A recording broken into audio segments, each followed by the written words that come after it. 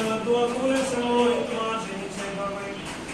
আল্লাহ তোমার বন্ধুর মতো সালাম পড়ে ইস্তেগফার পড়ে জীবনের গুনাহগুলো মাফ করে দাও। আল্লাহ তোমার রহমতের সেই দরজায় দরকার হাত বাড়িয়ে দিয়েছি। আল্লাহ আমাদের যা কিছু নামাজ পড়া হয়েছে সব কিছু কবুল এবং মঞ্জুর করে নাও। আমি আর লক্ষ কোটি কোটি বাড়াইয়া তার নবী মায়া নবীর পাক প্রথম পারমিশন দিয়ে পৌঁছে দাও। বাবা আদম আলাইহিস সালাম থেকে আজ পর্যন্ত যত মুমিন মুমিনাত মুসলিমিন মুসলিমাত তোমার রাখে সাথে এই পৃথিবীর মায়া ছেড়ে অন্ধকার কবরের বাসিন্দা হয়ে গিয়েছে। কে কি আমাদের আছেন জানি আল্লাহ প্রত্যেকের কবরের আযাবকে আমার বাবা বন্ধ করে জান্নাতের বাগান করে দাও।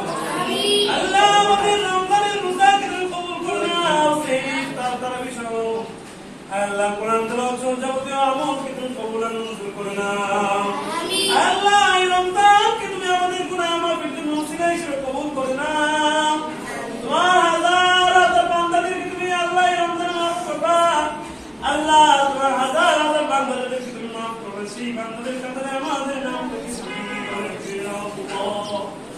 আল্লাহ সাহেবের আওয়াজ এই উদ্দেশ্য নিয়ে আল্লাহ ইফতারের আয়োজন করেছেন।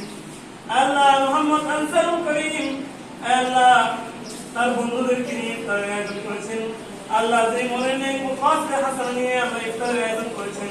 আল্লাহ সেই ইফতার সহ আল্লাহ যে মনে নেই ফাসলে হাসান কবুল করে নাও। আল্লাহ মোহাম্মদ তাইব তার ফুফাতো ভাই আল্লাহ প্রবাসে থাকেন। আল্লাহ অনেক কষ্ট থাকেন। আমরা প্রবাসী মানুষগুলো আল্লাহ বাংলাদেশের মানুষের জন্য অনেক কষ্ট করেন। আল্লাহ তার যে সমস্যা আল্লাহ যিনি বিপদে পড়ে আছেন আল্লাহ সমস্ত বিপদ আপদ ভালো করতে তুমি আল্লাহ তোমার জিম্মা এটাকে হেফাজত করে নাও। আল্লাহ সমস্ত সমস্যার সমাধান তুমি আল্লাহ তোমার খাজানা থেকে করে দাও। আল্লাহ মোহাম্মদ তাওহীদ তার আল্লাহ বাবা আল্লাহ তার বাবাকে আল্লাহ ষড়যন্ত্রের মাধ্যমে আল্লাহ শরীয়তের সরকারের ব্যবস্থাপনায় আল্লাহ তার বাচ্চাদের মধ্যে আবার ফিরে আসতে পারে সেই তৌফিক দান করে দাও।